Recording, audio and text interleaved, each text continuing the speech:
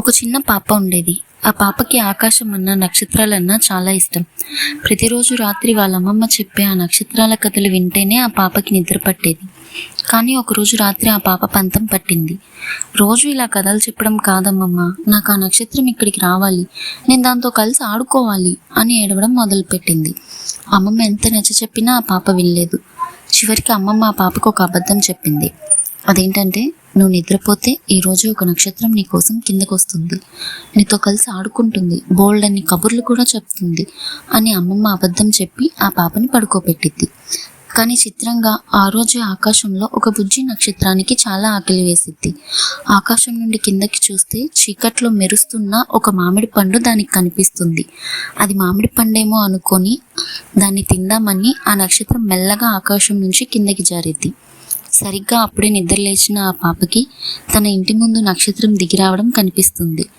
ఆనందంతో ఆ నక్షత్రం వైపుకి పరుగులు తీస్తుంది. తన బుజ్జి చేతులతో ఆ నక్షత్రాన్ని గట్టిగా హత్తుకుంటుంది. ఆ క్షణం ఆ పాప డ్రెస్ అంతా వెలుగులతో నిండిపోతుంది. నేస్తమా, నువ్వు నా కోసమే వచ్చావు కదా, మా అమ్మమ్మ చెప్పింది నువ్వు వస్తావని చెప్పి ఆ పాప ఆ నక్షత్రం చేయి పట్టుకొని తన ఇంటి వైపుకి తీసుకెళ్తుంది. అప్పుడు ఆ నక్షత్రం, నేను ఆ మామిడి పండు కోసమే వచ్చాను అని చెప్పిద్ది.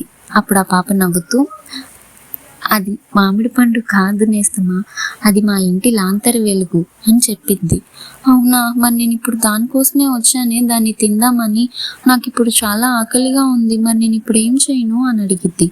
అప్పుడు ఆ పాప, నువ్వేం కంగారు పడుకునేస్తమా, మా ఇంటికి రా, నేను నీకు రకరకాల పండ్లు పదార్థాలు అన్నీ పెడతాను అని ఆ నక్షత్రం చేయి పట్టుకొని తీసుకెళ్ళి ఆ నక్షత్రానికి పండ్లు పలహారాలు అన్నీ పెట్టిద్ది. అలా వాళ్ళిద్దరూ బోల్డెన్ని కబుర్లు చెప్పుకుంటాయి.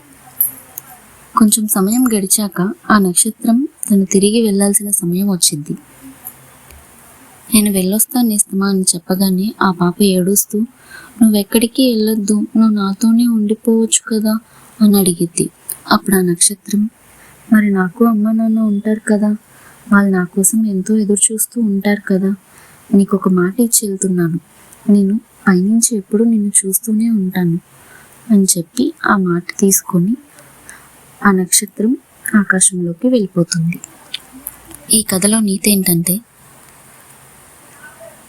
కొన్నిసార్లు మన ఊహలే మనకు అందమైన ప్రపంచాన్ని చూపిస్తాయి.